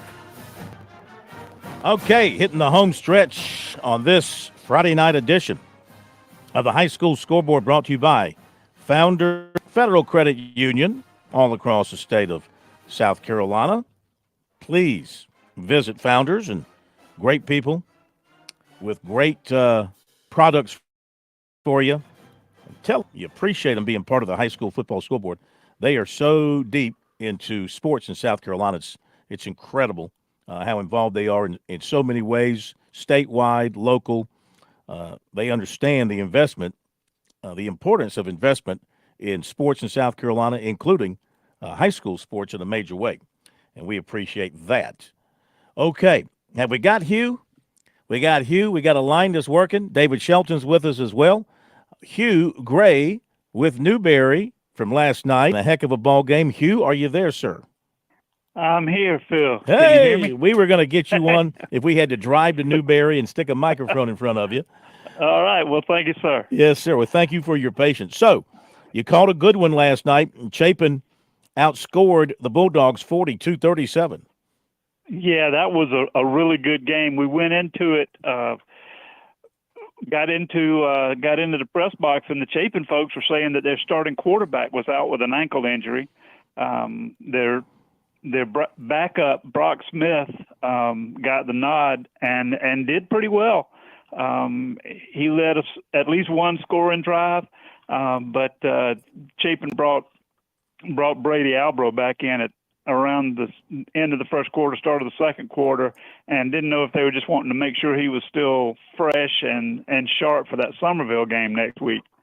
But first quarter, both teams moved the ball. Offensively, they looked good. Newberry just couldn't get across the goal line. Chapin scored a couple of touchdowns in the first quarter. Newberry had to settle for one field goal. Second quarter, though, it was an explosion of points for both teams. At one point, Newberry even had a 23-21 lead just a few minutes to go, but Chapin says that's too much time and drives down, scores, takes a 28-23 lead with really only about a minute and a half to go or so. But Newberry says, hey, that's too much time, drives down inside Chapin's 10-yard line, had a first and goal with about 17 seconds left in the half. Next snap, though, Newberry's quarterback, Kenton Caldwell, tries to run wide left. Linebacker for Chapin shoots up a gap and tackles him for a loss. Time runs out on the half, and so the score at the half was 28-23 Chapin. And the third quarter was more of a defensive struggle. With only Chapin getting into the end zone. They went up 35-23. And then in the fourth, Chapin added another touchdown to make it 42-23. But Newberry said, let's not give up just yet. And so they start mounting a comeback and scored two more touchdowns late in the quarter, but just ran out of time. Final score being 42-37 Chapin. Wow. Heck of a ball game there. What's up next for Newberry, and what are you seeing in the Bulldogs here at this stage of the season, just a few weeks in? A couple of nice wins, but this is a tough loss. Yeah, it's a tough loss, but and Coach Jeter is not going to take a moral victory. But there was a lot to be excited about because Newberry's running a two-quarterback system, and it's working.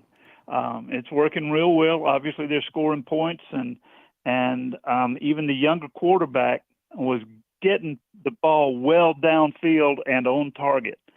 So a lot of speed by those Newberry receivers. They got back behind Chapin's defense a couple of times for some long touchdowns. So if they can keep that up, it'll bode well for the rest of the season. Got Fairfield Central next week, and it has been something of a gamut here the last couple of weeks. Clinton last week, Chapin this week, and Fairfield next week. So really testing the Bulldogs here before they get into region play. All right, Hugh, thank you very much, man. Excuse me. We appreciate it, and we'll talk to you next week. Okay, Phil. Thank you. Sorry. Thank you very much. Yeah, voice all of a sudden decides to crap out on me. But we're good. We're going to survive. We're going to move forward. We're just going to turn it over to David Shelton here if we have to. I'm here. Okay. Stand by. Let's continue on the phones. Max Araj from Loco Sports down in the Bluffton, Hilton Head, Beaufort area, all down that part of the state. Great to have you with us once again, sir. How are you? I'm doing great. Always a pleasure to hop on with you guys. We appreciate it. Excuse me. Pardon my voice. How was your weather down there? Were you guys able to get things through without too much trouble? Yeah, wasn't a problem tonight. There was a bit of rain throughout the night, as well as last night too. We had a few games that ended up being played last night as well. The rain wasn't a big issue, but it certainly was on the field. The ball looked real slippery tonight at the game I was at, which was Bluffton High School taking on the #1 team in 2A, Hampton County. Hampton County bulldozed over Bluffton. They would end up winning 50-36. Bluffton would try to get back in the game in the second half, but it was all Jaden Singletary and Jaden Risher for Hampton County. That running back duo is no joke, and it's one of the reasons why they're currently ranked #1 in all of 2A football. Yeah, I mean they've been terrific from the get-go. And what is it that you're seeing in them? David talked about them earlier, but what are you seeing in watching them closely that leads you to believe that they could take this thing all the way? I think they have not only a solid offense and that running back duo, they have a good passing game as well whenever they need to use it. I mean, they're more of a run team, but when they have to when they have to use that passing game, they can use it and it can catch teams by surprise when they do it. But on the other side of things, they have a solid defense as well. I think those two together it really showed tonight against a Bluffton team supposed to be one of the top teams in the Region 6 at the 4A level, and they've struggled a bit over the last couple of weeks. They made some crucial mistakes, and that's the thing I like about Hampton County. When one team makes a mistake, Hampton County knows how to move forward with that mistake, how to be able to capitalize on mistakes, and it's something you just don't want to do against these teams. You make a mistake against this Hampton County team, it will cost you greatly. Yeah. All right. What else around your area tonight, last night, caught your attention? It's worth sharing with us. May River High School played last night. They took on Brooklyn Casey. May River is now 4-0 on the year. They are rolling right along after winning 35-13 over Brooklyn Casey. Hilton Head High School visited Hardyville High School. Hilton Head would roll 41-8 over Hardyville High School.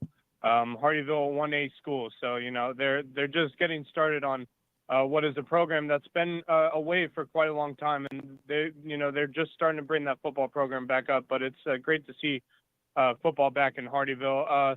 Woodland High School traveled down to Whale Branch and last night, and Woodland would be all over the Warriors of Whale Branch as Woodland would win 42-13.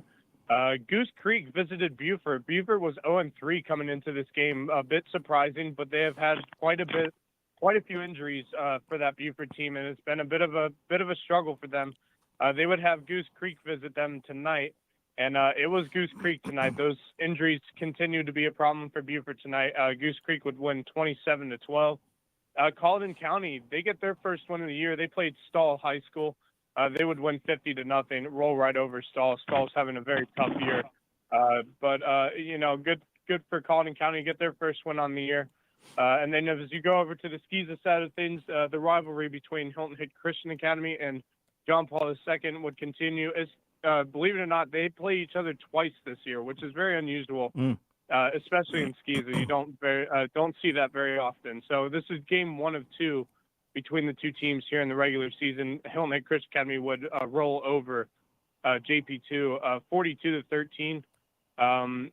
The other game that caught my eye was Williamsburg Academy went to visit Thomas Hayward. Thomas Hayward coming into this one undefeated. Tony O'Banner and Nick Robinson, the two top dogs, but not tonight. Thomas Hayward would get their first loss of the season tonight.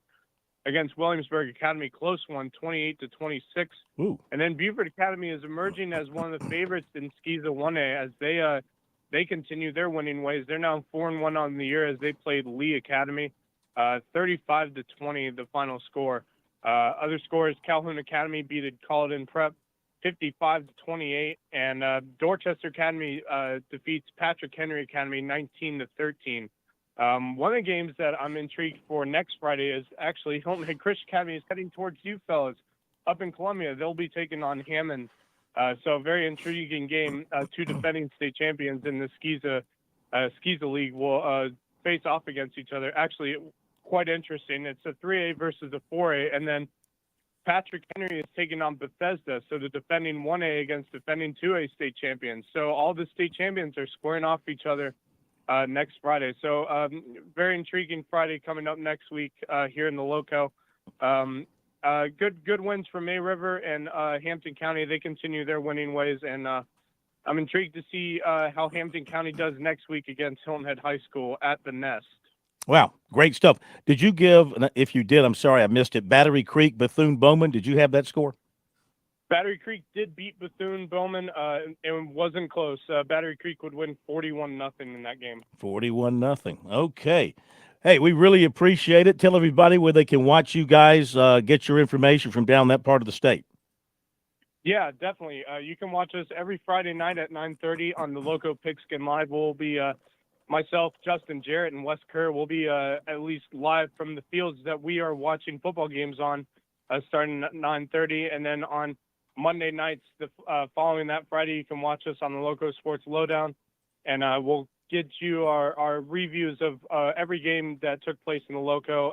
And you can watch us every weekday night at 9:30 on the Loco Sports Lowdown. And you can check out everything on locosports.com. Fantastic. Max, thank you, man. We appreciate it. Talk to you next week. Absolutely, guys. Take care. Thank you, Max Araj from Loco Sports. Okay. After the break, David, we got to talk about another incident at a high school football game. You may have seen it. Saw a story here from our man Scott Eisberg in Charleston. The Burke and Hemingway game, and a fight erupted on the field, but then fans started getting involved apparently. Third quarter, and they called that game with Burke leading 26-0. We'll talk about it in a moment.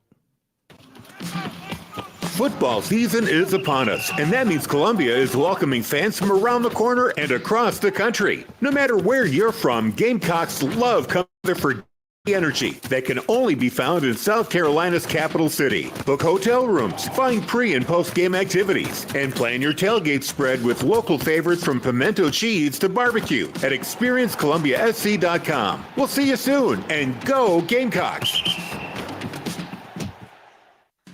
Set your youth up for a lifetime of financial success with Smart Start from Founders Federal Credit Union. Smart Start products and educational resources help teach kids and teens the basics of saving, budgeting, and smart spending. Help them learn smart money skills to jumpstart their financial journey with Smart Start savings, debit, certificates, and educational resources. Learn more at foundersfcu.com/smartstart. Federally insured by NCUA. Membership qualification required. Terms and conditions apply.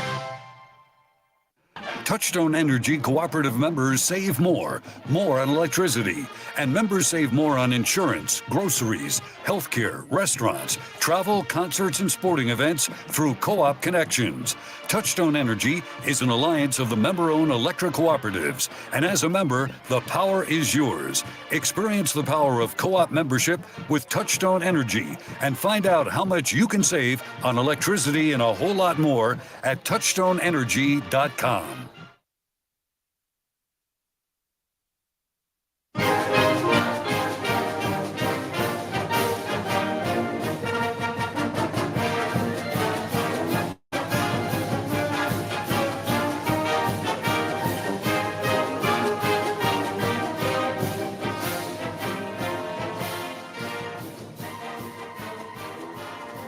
All right, final 10 minutes. Golly, where did the time go? Final 10 minutes of the high school scoreboard tonight, brought to you by Founders Federal Credit Union, and a lot of good games around the state. We're going to give you a couple other finals here. Baptist Hill beat Academic Magnet 30-22, just coming across with that score. And thanks to Max, we got a few more of those Skeeza scores as well. Okay. We got a coach coming on just a second. But real quick, David, we've got Coach Brian Lane standing by to talk about his great win tonight. But this thing with Burke and Hemingway, here we go again. So it's becoming a weekly thing now. What can or should they be doing? I don't know. I am so tired and so disgusted with this. You know, okay, this was a fight on the field between teams.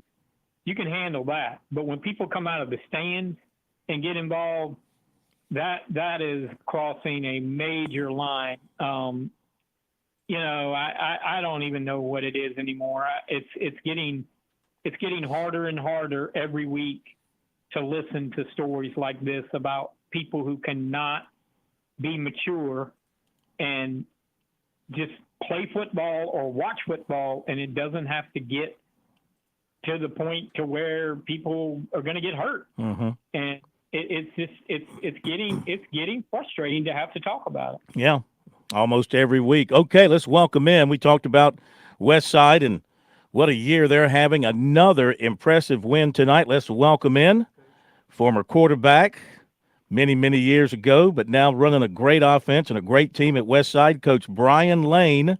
And first of all, Coach, thank you for being up late tonight and joining us. I'm sure the adrenaline might still be pumping from that win tonight. Yeah, but you didn't have to hit me with the many years ago now.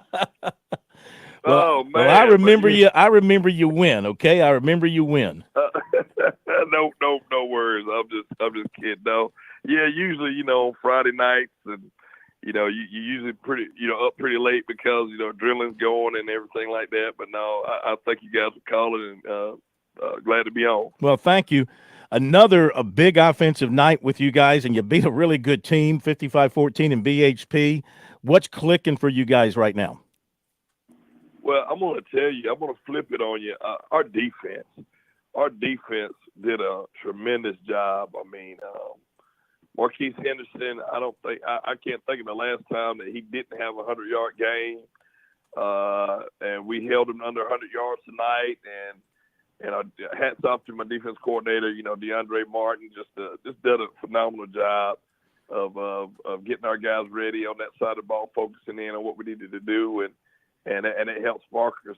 But early in the game, we had a kickoff by Armani Weaver, opening kickoff. I mean, that set the tone for the rest of the game, and this came out fast and stayed fast, and just kind of called the dogs off there at the end. Yeah.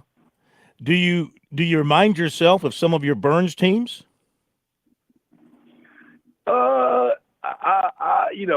Being a part of those 4 Road State Championship as a coach, and being a part of some really good Woodruff teams, and even when I was the head coach at Burns, we had 2 really good teams that made it to the upper state game. Definitely these guys can compare to those teams, and it's just my quarterback is what sets the tone. I mean, Cutter Woods is he's the best quarterback I've had in 25 years, and that's including those guys at Burns, and we talk about that. I talk about that with some of those former quarterbacks with Burns. And I got a young man that's a little bit different from y'all, and he is. He's just he's just such a hard worker. I mean, we got a ritual where he comes over to my house on Wednesdays. And we watch video on Wednesdays, and we got this little ritual that we just watch and do things. I mean, it's just great to have a guy that works that hard as your quarterback. No doubt. David, you have a question for Coach? Yeah, Brian. I've covered you for many years, even when you played. That's how old I am, I think.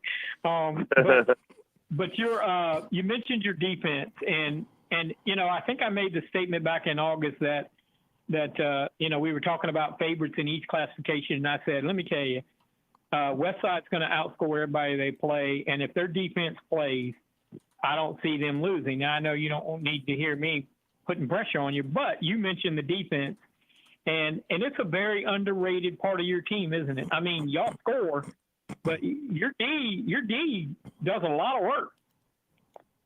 Oh, 100%, man. DeAndre Martin, He's a young guy too, man. I actually coached him when I was at Burns. He's barely 27 years old. I mean, he was 26 years old last year, calling the defense. This is a very bright young man and hard worker, and he gets those guys ready, man. He does a phenomenal job at what he does, and just proud of him and proud of his accomplishments that he's been doing. You know, I made him. He was one of my co-coordinators when I was at Clover, and when I got Westside, I told him, "I was all right, man. It's about time for you to have your own room, have your own show," and man, he helped lead us to the state championship. David, anything else? No, that's good. You're good. Okay, he's a one and done. So there we go. You guys been playing, like I said, great football from the start. Not to take anything away or take your eye off the ball tonight, because that's huge. But what about last week? I think the entire state, maybe not shocked that you won. Nobody was surprised, but just how much you won by against a very good crosstown rival last week. And how did it must make you feel good that you guys, your players obviously enjoyed that win, put it behind them, but then focused on another good team tonight. Well, I mean, our guys, I got good coaches. You know, sometimes you get young people and they can rest and relax on their accomplishments, but we come to grind and we come to work every day. I mean, that's one thing, man, with the discipline that we do, just things that we try to do and make sure that these guys stay humble and hungry and just working hard. And last week is last week. You know, last week is not going to win this week, so you got to show up every day. And I talk to them about pulling the university away. I talk to them about this all the time. Just to think, everybody's pulling on the win. Everybody's pulling on the win. So if you don't pull consistently with your team, somebody else, they're going to pull it from you. So that's the mindset we come to work every day. Did you pull the rope? Did you pull it? Did you pull the university away today? And that's just how I talk to them, and that's how we approach every day. Oh, it's awesome. Who you got next week? Well, we're playing another state champion, Prince Avenue. They're a 2A school in Georgia. Yeah. And they won 3 out of the last 4 state championships down there in Georgia. We're playing them, and then the week after that, we're playing Weddington, North Carolina, another state champion. So I definitely had to I had to beef it up a little bit. You know, it's one of those deals. I mean, just couldn't find anybody to really play us. And, you know, like I said, hats off to Hannah and BHP. Those are one of those two right there, the only ones that play, you know, would agree to play us in the 9 regions. So I had to, you know, go out of state and find 3 games out of state. With Creekside the first week, and now Prince Avenue and then Weddington. Well, those will be 2 really tough matches for you. Good luck. Thank you for joining us tonight. Always great talking to you. We'll talk to you again. All right. Thanks so much. Thank you very much. Okay, David. Brian Lane. Tell you what, he's been a terrific coach everywhere he's been. He's been a number of places, and he's been really good everywhere he's been. Oh yeah. I mean, he turned Woodruff around. He turned Clover around. He was at South Florence for a year or 2, and did some good things there. You know, at Burns, you know, he is one of those guys that truly loves coaching, and he's probably obsessed with it, if you'd be honest. Mm-hmm. You know, he probably sits around watching film all the time. It's like, you know, his wife says, "Hey, let's go watch a movie." "No, you go ahead. I'm going to sit here and watch this game tape." He says, "I am watching a movie. It's called Film on BHP." Yeah. It's called Westside Rams Football. Yeah. But, you know, and all the great coaches are like that. I mean, I'm sure he does have a life outside of football, but all the great coaches, you know, people talk about Tom Knotts, you know, he doesn't have any hobbies, whatever. You know, they live to coach high school football. And that's why they're very successful at it. David, thank you, sir. Have a great weekend. I will do my best. And go, I don't know, go find a game and sit in there with some people so you feel like you're back with civilization. Yeah. Thank you, David. And thank you, Josh Cohen. Yep. Thanks to all the listeners tonight, reporters, coaches, players, and fans. Have a great weekend. Hi, this is Sal from Grow Your Garden with Sal. Every Saturday at 8 a.m. on The Point, we'll give you tips on gardening and plant